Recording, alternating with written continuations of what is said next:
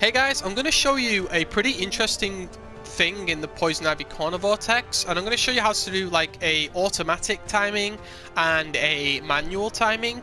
On the automatic timing, you pretty much can just control whether you do cross up, non-cross up every single time, but it's a little bit more obvious if the person knows what you're doing. Whereas the second one, the manual timing, I'm going to show you just how to make it ambiguous full stop. You can even use it mid-screen. So this is the reason why I'm doing this. If you do the corner vortex with Ivy in the old way, you push them into the corner and you always get a cross up. Obviously you don't want to always have a cross up, so let's have a look at a different variation of this.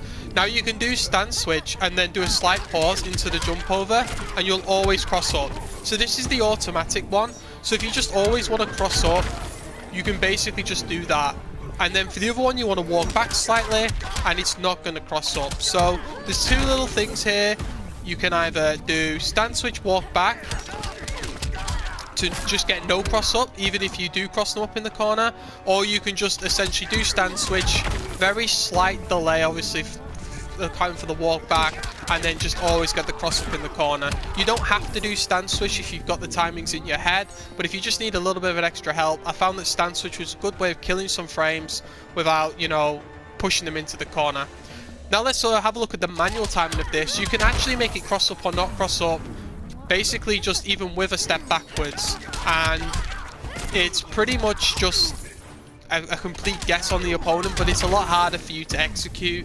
It's a little bit more fiddly on the timings, as you can see there. So there really is no tell on this. If you've mastered this tech, the opponent's really not going to be able to tell whether it's going to cross up or not.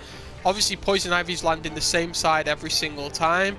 You can choose to do the automatic one if you want, where you just, you know, wait a second then jump over, or you can do the manual timing where you always take a step back, a little bit of micromanagement of how far you step in and when you time you jump one, but ultimately the result's kind of the same. It's just one of them's going to be a lot trickier for an experienced opponent to detect.